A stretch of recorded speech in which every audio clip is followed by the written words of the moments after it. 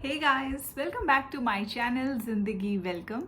Video का thumbnail देख के तो आप लोग समझ ही गए होंगे कि वीडियो है पोस्ट डिलीवरी हेयर केयर के बारे में। बहुत लेडीज़ को ये क्वेश्चन आता है कि पोस्ट डिलीवरी हेयर केयर हम कैसे करें, क्या करें, बाल झड़ रहे हैं, बहुत बाल झड़ रहे हैं। एंड ऑफ कोर्स मैं भी उनमें से एक हूँ, क्योंकि मैं अभी उसी फेज़ में हूँ।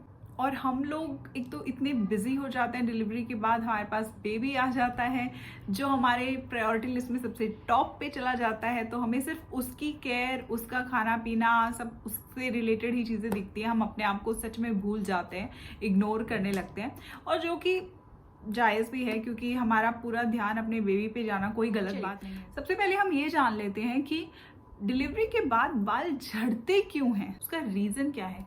आप प्रेग्नेंट होते हैं तो आप में से बहुत लोगों ने नोटिस किया होगा कि आपके उस टाइम पे बाल बहुत अच्छे हो जाते हैं। मतलब मेरे साथ तो ऐसा ही हुआ था। मेरे बाल पहले अच्छे थे और प्रेगनेंसी के टाइम और अच्छे हो गए थे। इनफैक्ट मैं अपने हस्बैंड को भी बोलती थी, अपनी मम्मी को भी बोलती थी कि मेरे बाल ना और अच्छे हो गए। मतलब बालों में अलग सी शाइन आ गई थी और स्मूथ टेक्सचर, सिल्की, और मैं बड़ी खुश हुआ करती थी कि यार मेरा तो बड़ा अच्छा प्रेगनेंसी ग्लो आ रहा है, बाल एकदम और ज़्यादा अच्छे हो गए। प्रेगनेंसी में हमारा एक हार्मोन होता है, ईस्ट्रोजन हार्मोन।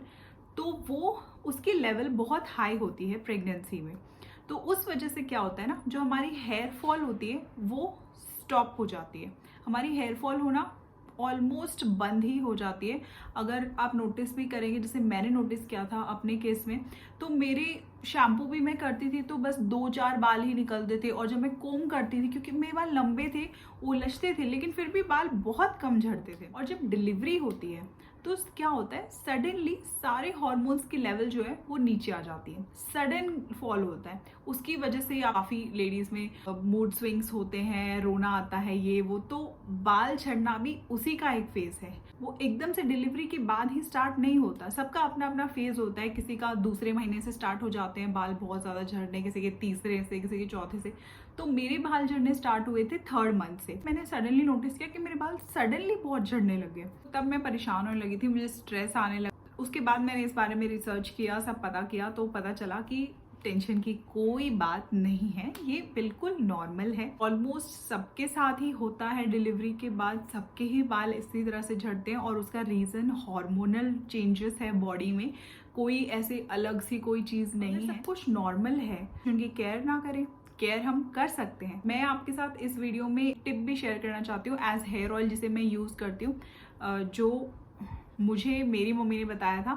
लेकिन मैं आपको पहले ही क्लियर कर दूं कि ऐसा कोई ऑयल या ऐसा कोई प्रोडक्ट नहीं है जो सडन हेयर फॉल आपकी एकदम से रोक देगा, बंद कर देगा कि बस अब आपकी कोई हेयर फॉल नहीं होगी और बाल बहुत अच्छे हो जाएंगे। नहीं, ऐसा कुछ नहीं होता है। एक्चुअल में होता क्या है, मतलब 1 साल तक ये प्रोसेस चलता रहेगा। आपके बाल झड़ेंगे, थोड़े ज़्यादा झड़ेंगे, किसी के थोड़े कम झड़ेंगे, लेकिन ऐसा ये होता है। अगर टाइम पीरियड 1 साल से ज़्यादा हो गया और तब भी आपके बाल वैसे ही झड़ रहे हैं, बहुत ज़्यादा झड़ रहे हैं, तो आपको डॉक्टर से कंसल्ट करने की ज़रूरत है। अगर उस बीच में आपके बाल झड़ने कम हो जाते हैं, नॉर्मल हो जाते हैं जैसे पहले झड़ते थे, तो टेंशन की कोई बात नहीं है, अपने आप सब नॉर्मलाइज हो जाएगा। और मैं अपना बताऊं तो अब मुझे चेंजेस दिख रहे हैं, मेरी हेयर फॉल थोड़ी कम हो गई है। पहला सोल्यूशन तो ये है, ये जो मैंने हेयर ऑयल बनाया है। पहले हम लेंगे पैराशूट ऑयल और उसमें हम मिक्स करेंगे करी पत्ता। करी पत्ता वैसे भी बालों के लिए बहुत अच्छा होता है। दोनों मिक्स करके और अच्छी तरह से गैस पर हम इन्हें बॉईल होने के लिए रख देंगे। और जब एक अच्छा बॉईल आ जाता है तो उसके बाद हम इसको उसी बॉटल में स्टोर करके रख लेंगे। कोकोनट ऑयल और करी लीव्स को यूज़ करके, करी पत्ता जिसको हम बोलते हैं, तो उसको यूज़ करके, जैसे आपने देखा अभी कि किस तरह से मैंने उन दोनों को मिक्स करके बॉईल किया है, और वो मैं अपने बालों में लगाती हूँ, अच्छे से चम्पी करती हूँ, थोड़ा सा उसको ल्यूक वार्म कर लेती हूँ ऑयल को और अच्छे से चम्पी करती हूँ। तो ये मेरा ऑयलिंग प्रोसेस जो है, ये मेरा बचपन से चलता आ रहा है और अब भी मैं ये फॉलो कर रही हूँ। और नहीं तो कुछ नहीं, मैं हफ्ते में 1 बार तो पक्का ही ऑयलिंग कर रही हूँ अब भी। तो ये सबसे इम्पॉर्टेंट स्टेप है।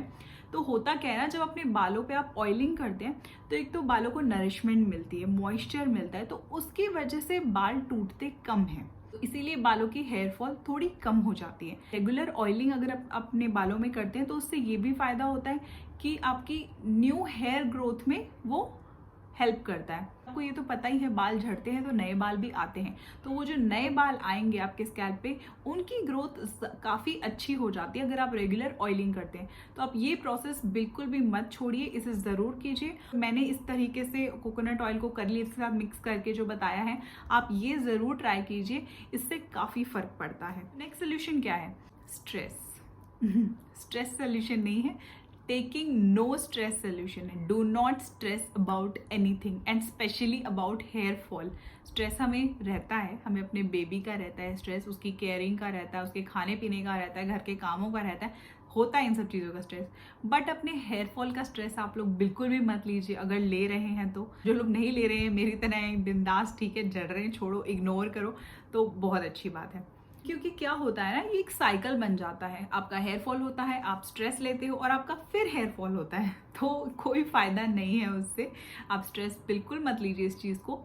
स्टार्टिंग में मुझे भी थोड़ा स्ट्रेस हुआ था 1-2 हफ्ते जैसे ही, बट इस चीज़ के बारे में मैंने रिसर्च किया, मुझे पता चला, तो मैंने स्ट्रेस लेना बिल्कुल छोड़ दिया है। बल्कि मैं सच बताऊँ तो मेरी मेड आती है जो झाड़ू पोछा करती है, वो मुझे ऑलमोस्ट रोज़ ही टोकती है, मैम आपके बाल इतने झड़ रहे हैं, यहाँ है वहाँ। मैंने अब वो मुझे नुस्खे बताती है, ये लगाओ, वो लगाओ, ऐसा करो, वैसा करो। मैं कहती हूँ मौसी बस कोई बात नहीं, झड़ रहे हैं, अपने आप ठीक हो जाएंगे। मैं हंस के टाल ही देती हूँ, अब मुझे फ़र्क ही नहीं पड़ता। नेक्स्ट स्टेप है diet. Take care of your diet. Diet का ध्यान रखना सबसे ज़्यादा ज़रूरी है। High calcium, high protein food लेना बहुत ज़्यादा ज़रूरी है। दूध पीना बहुत ज़्यादा ज़रूरी है, जिसमें बहुत ज़्यादा अच्छा कैल्शियम होता है। प्रोटीन के लिए आप दाल ले सकते हैं, आप पनीर ले सकते हैं, फ्रूट्स एंड वेजिटेबल्स ले सकते हैं। तो ये सब चीज़ें अपनी डाइट में अच्छे से डालिए। और सच बताऊँ, मैंने अपनी डाइट में ये सारी चीज़ें इंक्लूड की हैं। तो ये सारी चीज़ें जो भी मैंने आपको बताई, ये अपनी डाइट में ज़रूर इंक्लूड कीजिए। जैसे हमें जस्ट पोस्ट डिलीवरी हमें डॉक्टर्स भी रिकमेंड करते हैं, अब तो फर्स्ट 6 मंथ्स हमें कैल्शियम और आयरन की टैबलेट्स लेनी चाहिए, तो वो लेनी ही चाहिए, उन्हें बिल्कुल इग्नोर मत कीजिएगा। मैंने ली थी फर्स्ट 6 मंथ्स तक कैल्शियम और आयरन टैबलेट्स। नेक्स्ट चीज़ है, आप हेयर मास्क यूज़ कर सकते हैं। आई नो मुश्किल होती है, टाइम ज़्यादा नहीं मिलता है, बट वीकली वंस या वंस इन 2 वीक्स या फिर ज़्यादा से ज़्यादा महीने में एक बार ऐसा आप ट्राई कीजिए कि एक हेयर मास्क में आप कर्ड ले सकते हैं। दही बहुत अच्छा होता है हमारे बालों के लिए। और अगर जो लोग एग यूज़ करते हैं तो आप वो यूज़ कीजिए, एग वाइट यूज़ कीजिए, उसमें थोड़ा सा हनी मिक्स कीजिए और बड़ा ही अच्छा हेयर मास्क बनता है वो। ये मैंने ट्राई किया हुआ है अपने बालों पर भी और बहुत अच्छे रिजल्ट्स आते हैं, ट्रस्ट में। तो इनमें से कोई भी एक हेयर मास्क आप यूज़ कर सकते हैं। एक और एंड में मैं आपको एक छोटी सी टिप देना चाहूँगी कि जब भी आप अपने हेयर वॉश करें तो हॉट वाटर यूज़ मत कीजिए। मतलब सर्दियों में भी अगर ऐसा है कि अगर गर्म पानी में आप नहा रहे हैं तो आप वैसे ही गर्म पानी में अपने बाल धोएं, तो ऐसा बिल्कुल मत कीजिए। सर्दियों में भी गुनगुना पानी ही लो, गर्मियों में तो ठंडा पानी हम यूज़ करते ही हैं। तो बालों के लिए गर्म पानी बिल्कुल मत यूज़ करना, क्योंकि उसकी वजह से भी बालों की जो रूट्स होती हैं वो कमज़ोर हो जाती हैं और बाल बहुत ड्राई होते हैं और रिजल्ट होता है हेयर फॉल। ये सब जो भी अभी मैंने आपको सोल्यूशंस बताए हैं, ये हैं आपकी न्यू हेयर ग्रोथ को प्रमोट करने के लिए, हेल्प करने के लिए और आपकी हेयर फॉल को कम करने के लिए। पोस्ट डिलीवरी हेयर फॉल होती है, ये नॉर्मल है, इस पर स्ट्रेस मत लीजिए और धीरे धीरे ये कम हो जाएगी। तो ये सब जो मैंने आपको टिप्स बताई हैं, इनको अगर आप अपने डेली रूटीन में लेकर आएंगे तो डेफिनेटली आपकी हेयर फॉल कम ज़रूर। आई होप आपको आज की वीडियो यूज़फुल लगी होगी, अच्छी लगी होगी। अगर वीडियो अच्छी लगी हो तो वीडियो को लाइक कीजिएगा, मेरे चैनल को सब्सक्राइब कीजिए। एंड अगर आपको किसी और टॉपिक पे वीडियो चाहिए, बेबी से रिलेटेड या सेल्फ केयर से रिलेटेड, तो प्लीज़ कमेंट कीजिएगा। मैं ज़रूर कोशिश करूँगी कि नेक्स्ट वीडियो मैं आपके टॉपिक पे बनाऊँ। चलिए मिलते हैं आपसे नेक्स्ट वीडियो में। Bye guys, take care.